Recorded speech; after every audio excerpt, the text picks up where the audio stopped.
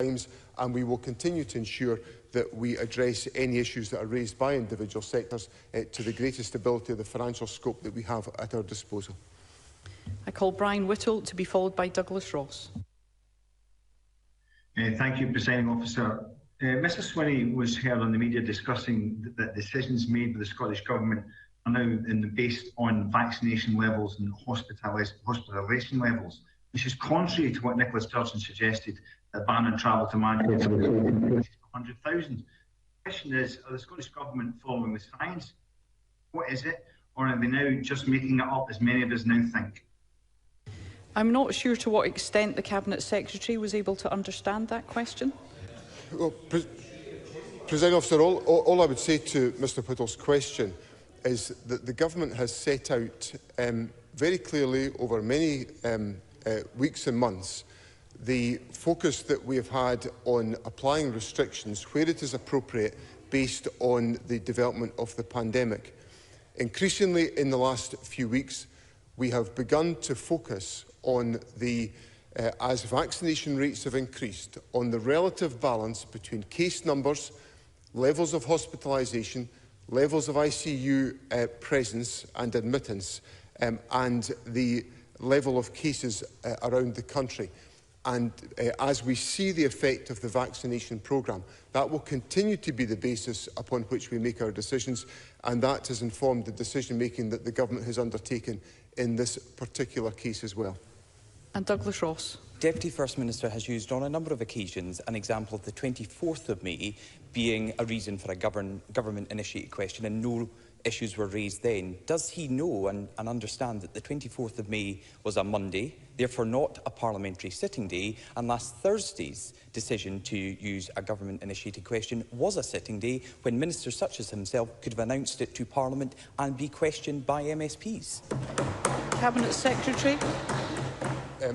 All I would say to Mr Ross is that I hear what he's saying. The Presiding Officer has made her remarks. We will, of course, reflect very carefully on the points that the Presiding Officer has raised, because we were in using a government-initiated question, which are lodged on sitting days very frequently on many issues in relation to COVID. As many government-initiated questions on COVID are lodged on sitting days, so we will, of course, reflect on what the Presiding Officer has said to make sure that we properly advise Parliament of changes. But what I would say to Mr Ross, again, is that government-initiated questions are an acceptable means, accepted by the Presiding Officer, of the Government notifying Parliament of particular developments. We have followed that route, but we will, of course, reflect on the points the Presiding Officer has raised this afternoon. Thank you. We move on to question number 2, Pauline McNeill. To ask the Scottish Government what action it is taking to reduce the number of female prisoners on remand following reports that 1 in 4 women in custody are awaiting trial. Minister Ash Denham. Decisions on bail, remand and sentence in individual cases are of course a matter for the independent courts based on the circumstances that are before them. But nevertheless, the Scottish Government has made clear that we believe the numbers on remand in our prisons, especially for women, is too high. And I recognise that an ambition to reduce the use of remand is shared by other parties in this chamber, and I welcome your support and ideas. The single biggest factor in the increase in the proportion of prisoners held on remand is the backlog of cases created by the pandemic, and we are committed to helping the justice services recover. And this includes providing an additional £50 million in this financial year so that cases involving all accused, including those on remand, can be progressed and justice can be carried out in each case. A number of actions are underway to help reduce the use of remand, and at the end of last year, the Scottish Government introduced regulations to Parliament as the first step in introducing electronically monitored bail. And once all of our partners have confirmed that they're operationally ready, this measure will provide the judiciary with another tool to utilise when considering bail and remand. We also plan to explore how the overarching legal framework within which decisions of remand are made could be adjusted. And in line with the findings of the report by the Commission on Women Offenders by the former Lord Advocate Dame Eilish Angelini, we recognise the disruption periods of remand cause individuals, their families and also their communities. And that's why we are continuing to strengthen the provision of credible alternatives to remand, supported by an investment of £550,000 in bail supervision each year. And this is in addition to the £107 million invested in community justice services annually, which includes a ring-fenced allocation of £1.5 million bail support for women. And finally, as part of my new remit, I welcome this opportunity to work across parties and also with key stakeholders and others representing women in the justice system to identify further actions that can help ensure that remand is used only when necessary to protect public safety and where no appropriate alternative is available. We will require shorter responses as we have a great deal of business to get through this afternoon. I call Pauline McNeill. I thank the Minister for what was quite a lengthy response. Time spent in prison can have a catastrophic effect on women's lives, causing them to lose their homes, custody of their children and their job.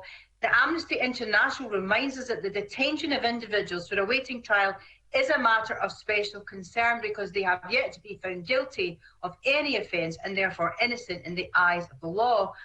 But worryingly, Scottish prisons have a greater proportion of women in remand than the rest of the UK, and of those women on remand, 3/4 will not get a custodial sentence.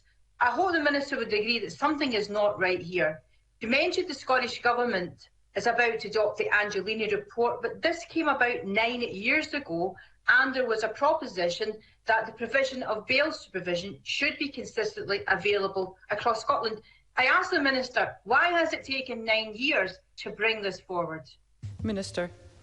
We have been working ongoing on issues across this area, and I would say to the member and also to the Chamber that we absolutely recognise how disruptive to individuals, to families and communities that periods on remand should be. It should only be used when it's absolutely necessary to protect public safety and where no appropriate alternative exists. I am determined to make progress on this issue, and I hope the member would accept that we have made progress in this issue and on the wider piece for women and justice. For instance, our work on the presumption against short sentences, our work on the new women's prison estate, our work on electronically monitored bail and our investment into community justice. All of these things are part of a picture, a step forward, if you like. So I will look at what more we can do, and I invite the member to work with me in this as well. But on bail supervision, as the member requested an update on that, we have invested on bail supervision services. It is, of course, an important alternative to remand. It's run, obviously, by the local authorities, Justice Social Work Services, and since April 2019, additional funding of £550,000 has been provided to increase capacity for bail supervision, and the latest statistics show encouraging evidence of impact, with the highest level of use of bail supervision in 7 years. That's a total of 470 bail supervision cases were commenced, and in 2019-20, that's a 40% increase on 2018-19. Thank you. Pauline McNeill.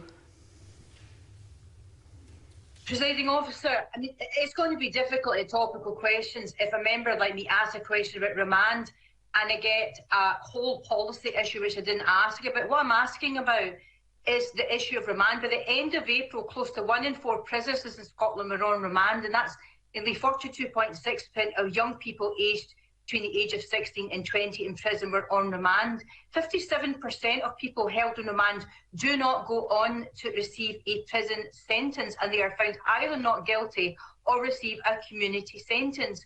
So I'm not confident that the Scottish Government really take on the importance and the human rights considerations. So I ask, what is the Scottish Government's approach to this in terms of human rights? In January last year, the Scottish Government commissioned research into the reasons behind decisions on bail and remand in order to try and reduce the number of people, but it was put on hold.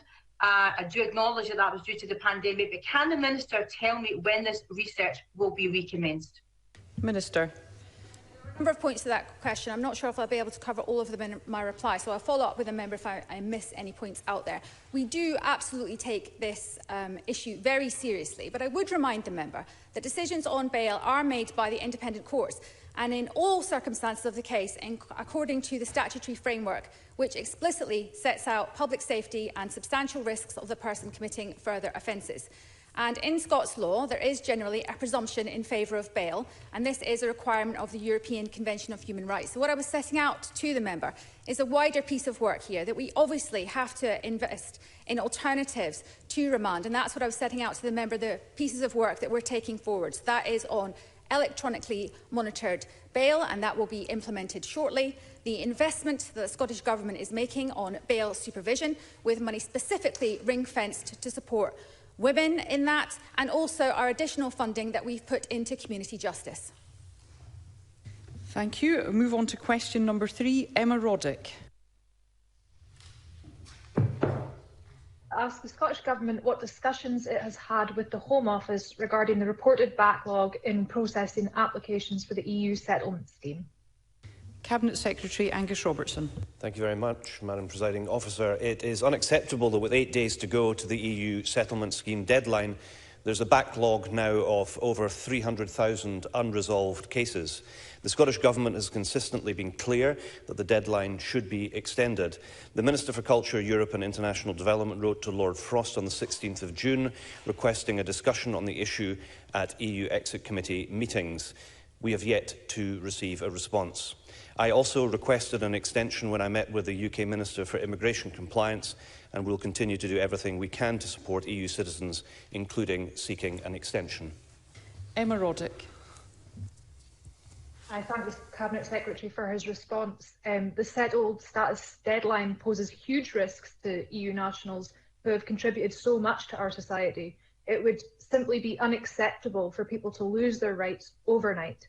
It is, of course, wrong that EU nationals living here are being forced by the UK Government to apply to stay in Scotland, but given they have to do so, what steps are the Scottish Government taking to encourage all EU nationals to apply before the deadline? Cabinet Secretary. I completely agree with the member that the upcoming deadline poses significant unfair risks to EU nationals, and we have continuously requested at the very least an extension to the EU SS deadline. Let me be clear that any refusal to extend that deadline is a choice by the UK Government.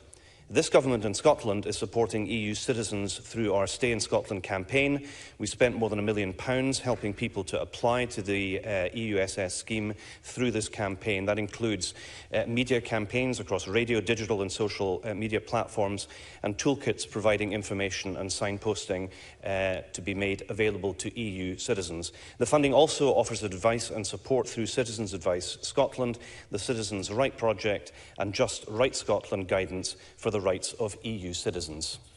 Emma Roddick. Thank you. Many key sectors in Scotland, and in particular here in the Highlands, such as hospitality and farming, are already struggling to recruit employees as a result of Brexit. There couldn't be a worse time to risk compounding this problem if people lose their right to work as a result of this deadline. Is the Cabinet Secretary concerned that this reckless Tory policy could risk damaging Scotland's recovery from the pandemic? Cabinet Secretary. I'm very concerned that this policy will harm our key sectors across Scotland. It's my view and that of the Scottish Government that EU citizens living in the UK should not need to apply to retain the rights that they already have had to live, work and study in Scotland. The EU settlement scheme should be replaced with a declarative scheme that automatically allows EU citizens to retain their rights. At the very least, the UK Government should extend the deadline for applying to the EU settlement scheme. Thank you. That concludes topical questions, and I regret that I've been unable to take more supplementaries, and I would ask colleagues that as we progress through this afternoon's business that we remain courteous at all times to other members in the Chamber, and please keep questions and responses succinct. The next item of business is a statement by Nicola Sturgeon on a COVID-19 update. The First Minister will take questions at the end of her statement, and so there should be no interventions or interruptions, and I call on Nicola Sturgeon. Today's statement, Presiding Officer, contains several important updates. First of all, as I indicated last week, I can confirm that no part of the country will change COVID level next week. Apart from some minor amendments that I'll cover later, restrictions in all parts of the country from Monday will be unchanged. I'll also provide an update on vaccination milestones and set out indicative dates for the further lifting of restrictions as we hope to move into and beyond level 0 and back to normality. Firstly, though, today's statistics, and these do demonstrate why caution at this stage is still required. Yesterday, 2,167 positive cases were reported. That is a positivity rate of 9.1%. The total number of confirmed cases is now 257,742. 171 people are currently in hospital, 12 more than yesterday, and 18 people are receiving intensive care. That is 3 more than yesterday. Sadly, 4 deaths were reported yesterday, and the total number of deaths under this daily definition is now 7,696. And again, I send my condolences to those who have lost a loved one. On vaccination, I can report that as of 7:30 this morning, 3,664,571 people have received a first dose. That's an increase of 17,134 since yesterday. In addition, 15,783 people received a second dose yesterday. So the total number of second doses now administered is 2,602,753. The news on vaccination continues to be extremely positive, but of course this has to be balanced against the continued rise in cases. The number of new cases recorded over the past week has increased by almost 40% on the week before. That total is 7 times higher than in early May and higher than at any point since late January. This reflects the fact that the faster transmitting Delta variant is now dominant. Obviously, we cannot be complacent about this. However, we do have evidence that the link between new cases and serious health harm is weakening. The number of people being admitted to hospital with COVID has fallen from around 10% of reported positive cases at the start of the year to around 5% now. And COVID patients, on average, are spending less time in hospital, though we should remember that even if they don't need hospital treatment, some people will suffer significant health harms, including long COVID.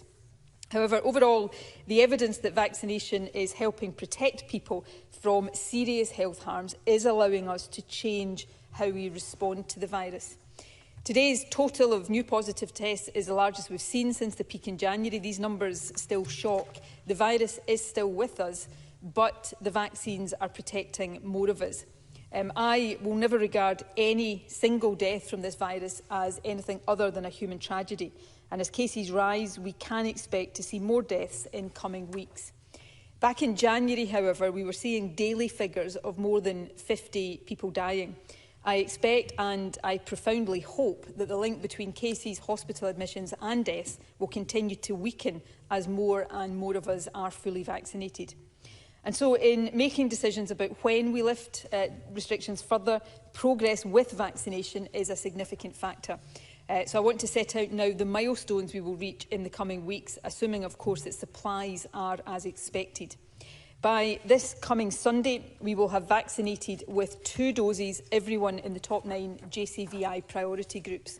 Of course, there might be some people who can't attend an appointment this week and so get their second dose a bit later. There may also be some people, hopefully very few, who don't attend a scheduled appointment.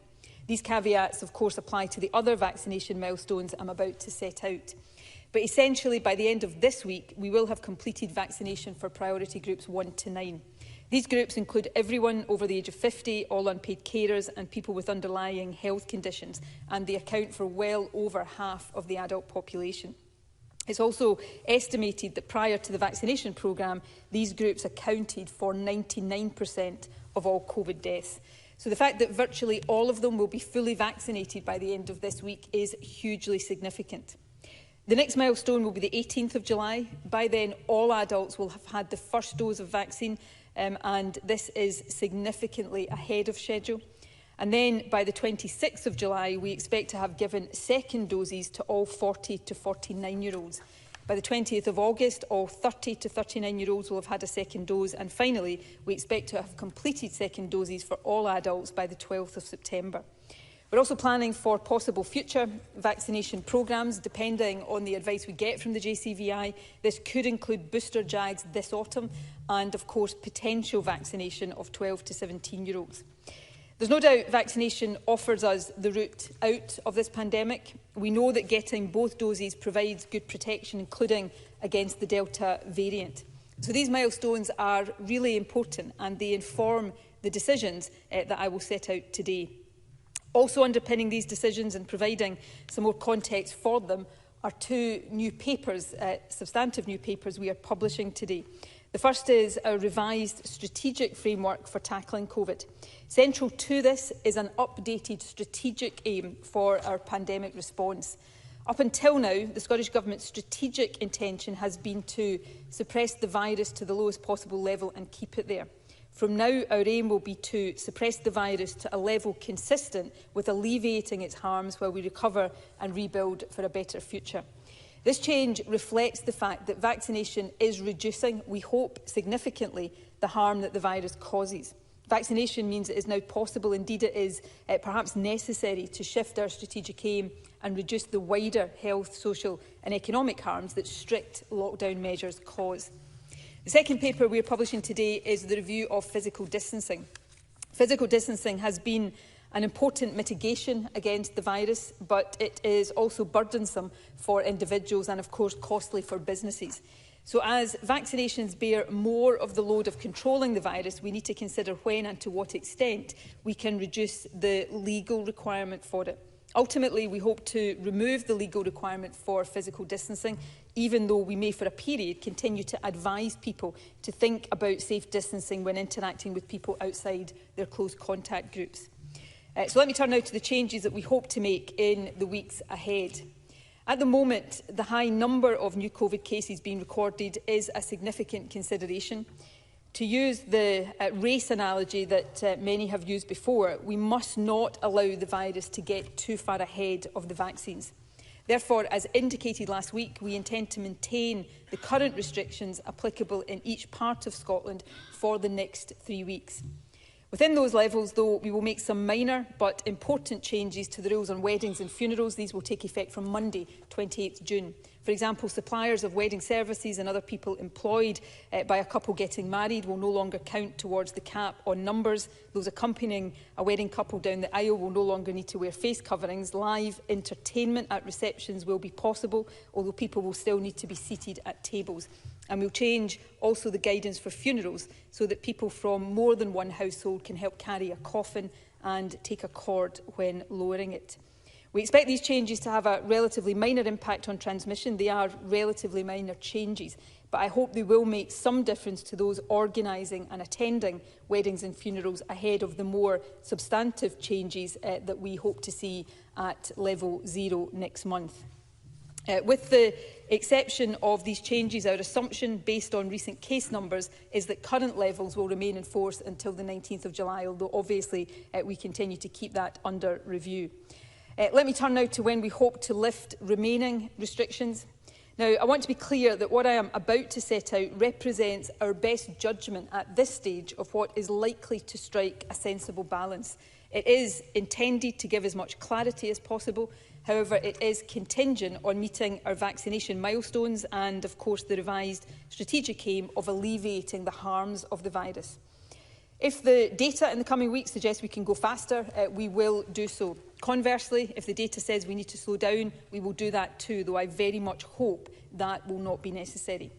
The next scheduled review point will be the 19th of July, though we will confirm the position a week in advance as usual. By the 19th of July, 3 weeks will have elapsed since the completion of the vaccination programme for over 50s, which means that the vaccine will be giving everyone in that age group a significant level of protection. Therefore, assuming we're meeting the revised strategic aim, we hope that all parts of Scotland, not currently in that level, will move to level 0 on the 19th of July. That means, for example, that the limits for household gatherings indoors will increase from that date, and up to 200 people will be able to attend weddings and funerals. We also hope, assuming the data supports this, that the general indoor physical distancing requirement can be reduced from 2 metres to 1 metre from that date. And we hope also from that date to lift the outdoor requirement to physically distance altogether. In addition, in recognition of the reduced risk of outdoor transmission and therefore the desire to encourage people to stay outdoors as much as possible, especially over the summer, we hope that limits on informal outdoor social gatherings in private gardens, for example, will be removed at this stage. So rather than the current rules for level 0, which state that up to 15 people from 15 households can meet outdoors, informal social gatherings of any size will be allowed. We will, however, keep in place temporarily the rules and processes currently applicable at level 0 for organised outdoor events, given these can attract much larger crowds. If we can move, as hoped, to level 0 on the 19th of July, that will be a significant step back to normality. But we have always been clear that level 0 cannot be an end point. Some of the restrictions it entails are still significant, for example, the household limit for indoor gatherings. So we want to move beyond level 0 as quickly as it is prudent to do so. The updated strategic framework sets out what that means. In short, while we're still likely to need some baseline measures, it means the lifting of the remaining major legal restrictions. In reaching a view on when that can be done, we have considered the harm to health and the strain on the NHS that could be caused if COVID cases continue to rise. And I must stress to Parliament that even with a reduced ratio of cases to hospitalisation, case numbers at the level being recorded just now could still put significant pressure on the NHS. We must be mindful of that. But we have also considered the wider harms that restrictions cause, and we have considered how reasonable and proportionate it is to require people to comply with these legal restrictions as we meet vaccine milestones, and if evidence continues to show, as we hope it will, that vaccination is protecting more and more people from serious health impacts. I mentioned earlier that we expect to have completed second doses for all over 40s by 26 July.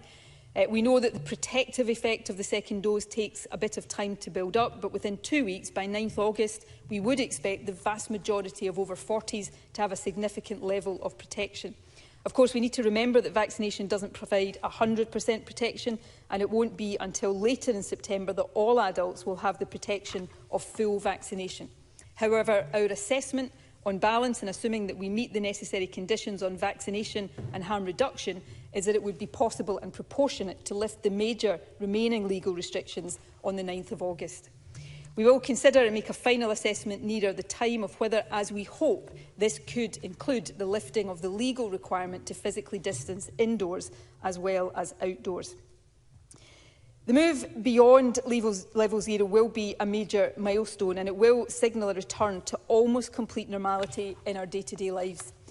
Of course, while this is a longed-for moment, it is important to recognise that we still have a difficult path to navigate over the next few weeks to meet these milestones, and even assuming we do, as we hope we will, the pandemic will not be completely over at this stage. As our strategic framework update paper sets out, basic mitigations will still be required as we move through summer and into the autumn, when we face the risk of a further resurgence in cases. Measures such as rigorous and regular hand washing, cleaning surfaces and good ventilation will continue to be vital.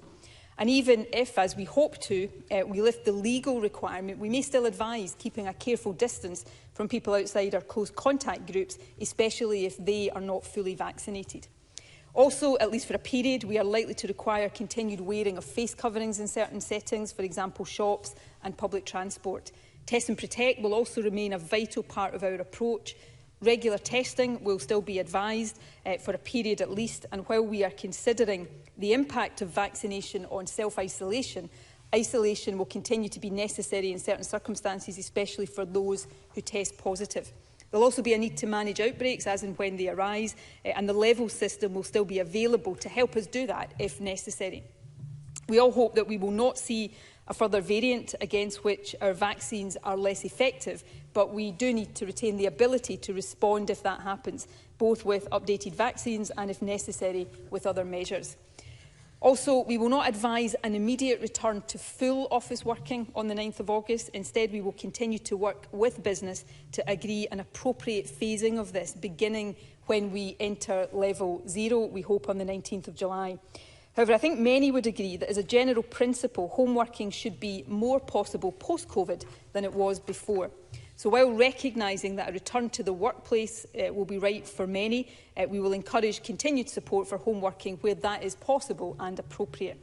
This won't just assist with control of the virus, it will also help promote well-being more generally. And while we will continue to keep the need for travel restrictions under review, it is likely that some targeted restrictions will be needed after 9th August as new variants continue to pose the biggest threat to our progress. Finally, we'll also work over the summer to plan for the return of schools, colleges and universities. For the moment, though, I want to take the opportunity to say a heartfelt thank you to everyone in education. Most schools and many early learning and childcare settings are about to break for the summer holidays. Colleges and universities are also nearing the end of term. For everyone working in education, this will have been the toughest and most distressing year of your professional career. I am grateful for everything you have done to keep nurseries and childcare facilities, schools, colleges and universities going in such difficult circumstances. We will be working to do everything possible to minimise any further COVID disruption in the next academic term. Presiding Officer, we must remember that this is a global pandemic. It will not be completely over here until it is over across the world. Unfortunately, the world is still some way from that. However, here in Scotland, while transmission is causing concern at the moment, vaccination is giving us much of the protection that only harsh restrictions have been able to give us so far. So that means we can now plan to move much more firmly and with much greater confidence from the need to control the virus through tough restrictions to being able to live much more freely. That is good news. We must be careful still, but from the 19th of July and then more substantially from the 9th of August, assuming we are meeting our revised strategic aim of alleviating the harm of the virus, life should feel much less restricted for all of us. A very significant degree of normality will be restored for individuals and for businesses. As I said earlier, these are indicative dates, but they allow us to plan ahead with more clarity. As always, though, we all have a part to play in keeping us on track. So I will end with a reminder of the key asks of everyone across the country. The first is vaccination. Please get vaccinated when invited to do so, and please attend for both doses. If you need to rearrange, or if you think you should have had an invitation by now, please go to the vaccination section of the NHS Inform website. If you've had your first dose of the vaccine 8 weeks or more ago, check on the website to see if you can bring your second dose forward. Secondly, please do test yourself regularly. Free lateral flow tests are available through NHS Inform. They can be ordered through the post or collected from local and regional test sites, and also now, of course, from community pharmacies.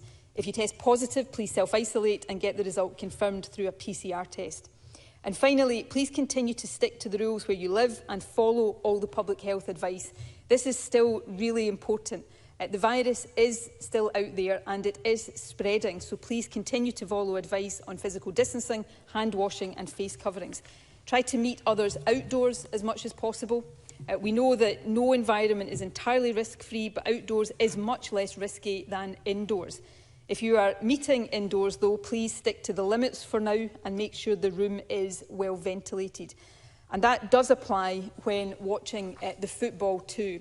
We all know that tonight's game is absolutely massive. Let me take the opportunity, I'm sure on behalf of all of us, to wish Steve Clarke and the team well. We will all be cheering Scotland on this evening, but please do it safely and do it within the rules.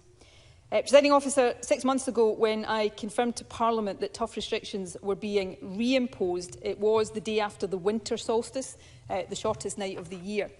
That was one of the darkest moments in the course of this pandemic.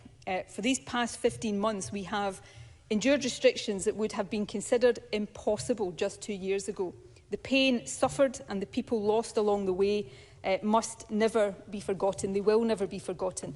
And in a global pandemic, we can't be certain that there won't be difficult moments yet to come. But I hope and I believe that today's statement, just of course a day after the summer solstice, marks a positive turning point. We are now living in more hopeful times. We can now see a route to lifting restrictions and to enjoying again the simple but precious pleasures that we've all missed so much.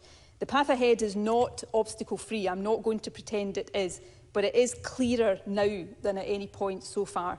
Thanks to vaccines, normal life is now much closer. It is within sight. So let's all stick with it and do whatever is required to get us there.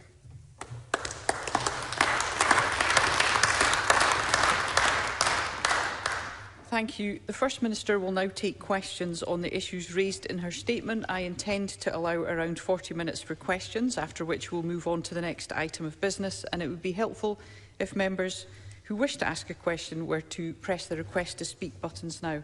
And I call Douglas Ross. Thank you very much, Presiding Officer. And could I also express my sympathies and condolences to everyone who's lost a loved one, both over the last 24 hours and indeed throughout the entire time we have been dealing with this awful virus.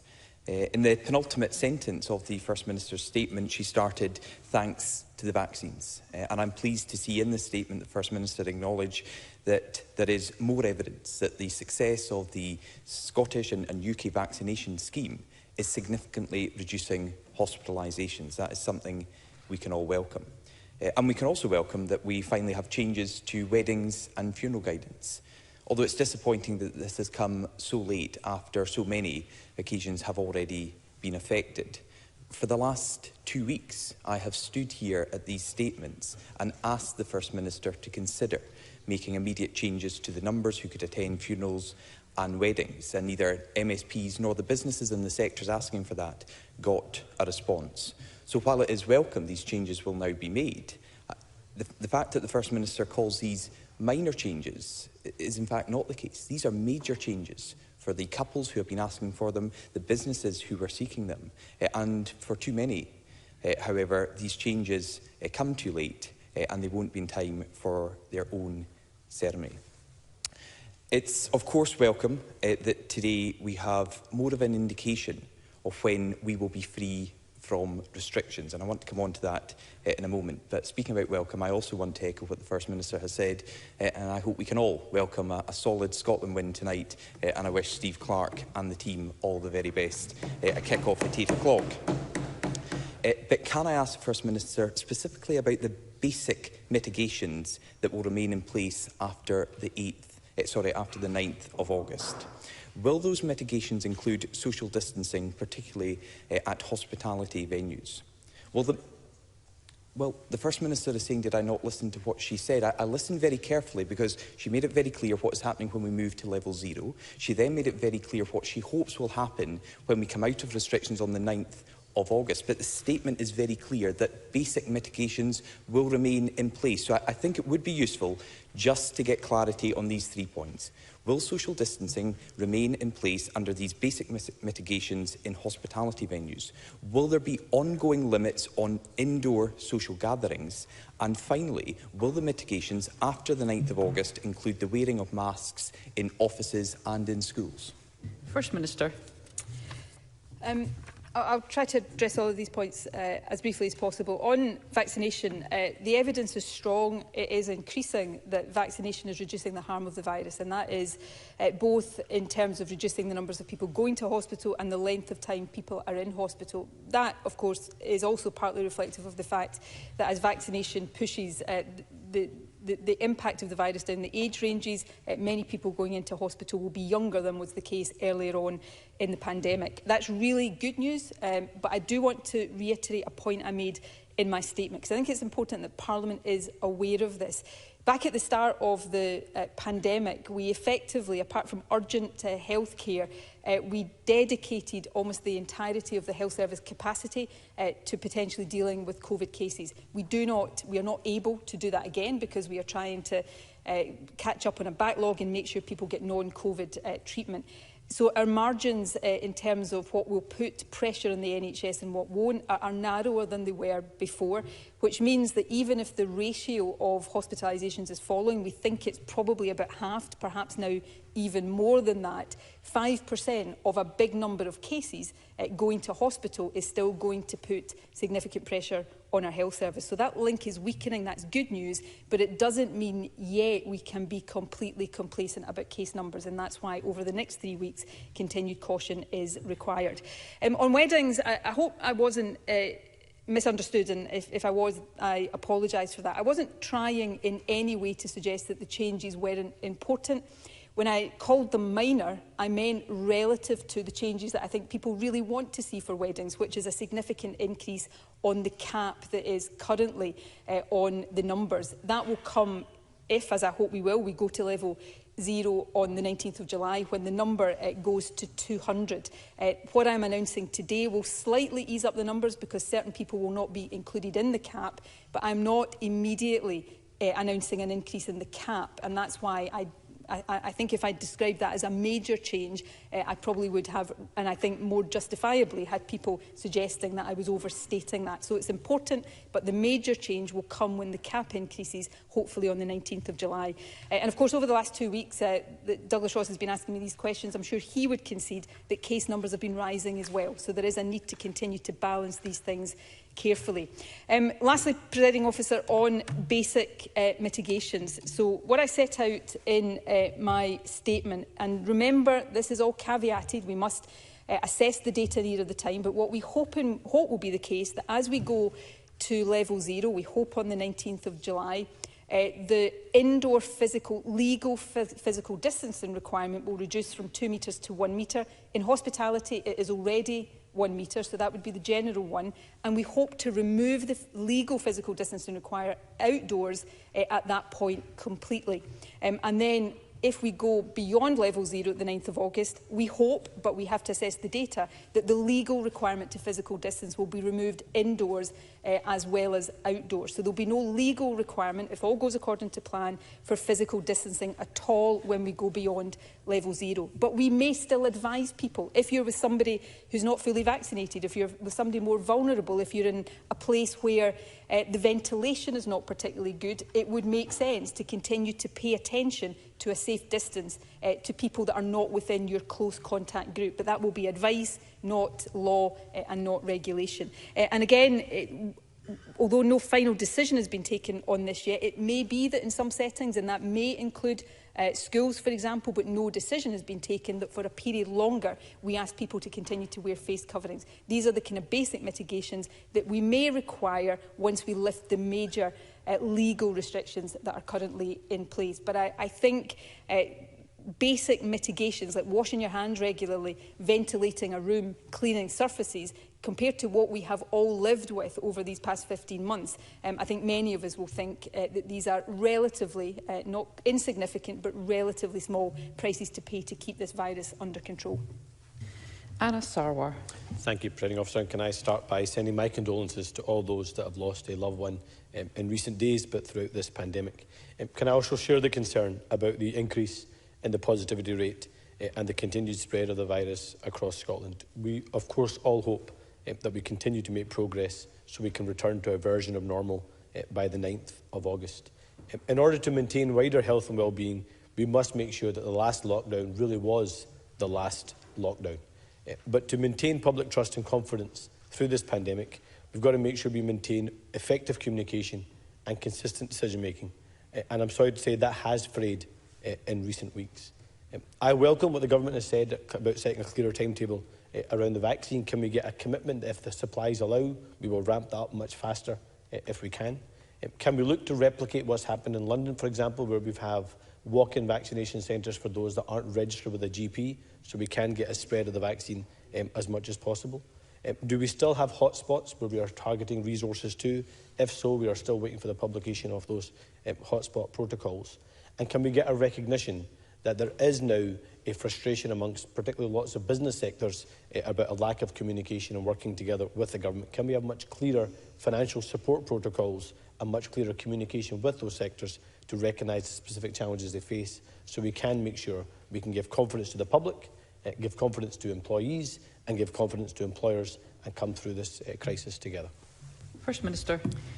On all of these things, intensive work is continuing. So hotspot initiatives, local public health teams will continue to take action as appropriate.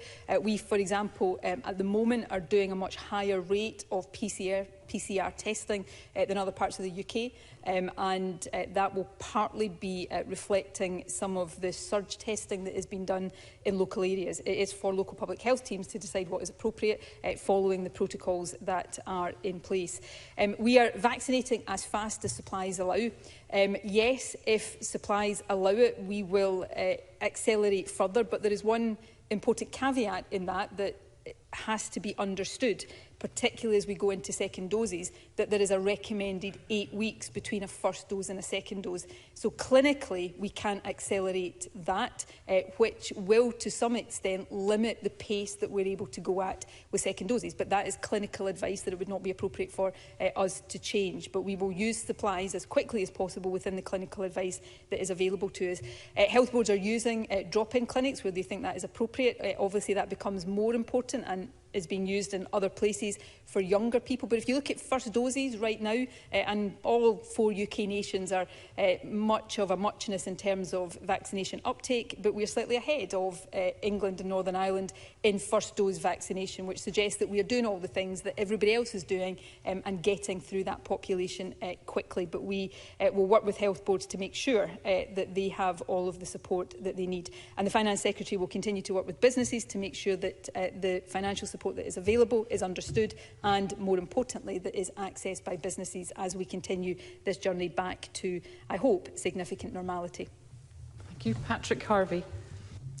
I thank the First Minister for the statement, and I join with others in once again expressing my condolences to those who've lost a loved one, or indeed to those whose health and well-being has been seriously harmed for the long term by this virus. But I also share the sense of hope that we might finally, after such a long and difficult period, be coming to the end of the restrictions.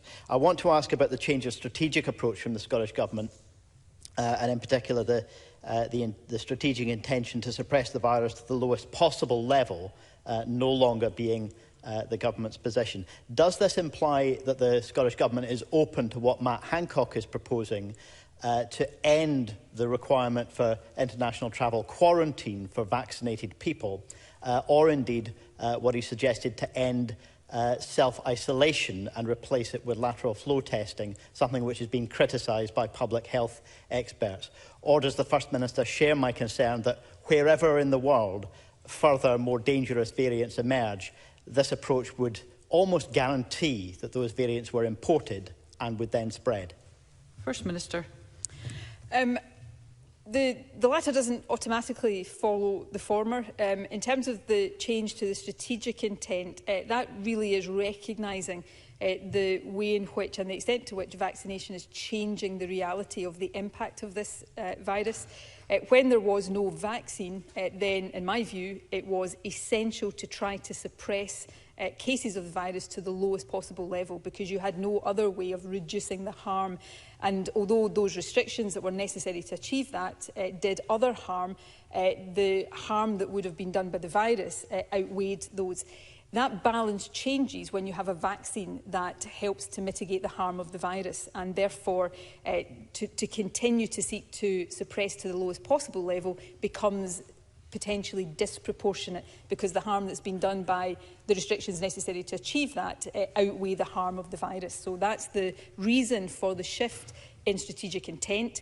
But with both, it is about reducing the harm of the virus. It's just that there are different ways with a vaccine to do that than has been the case previously. We want to see both testing and vaccines, and I think particularly vaccines, progressively reduce restrictions domestically and, of course, in time restrictions on travel in and out of the country.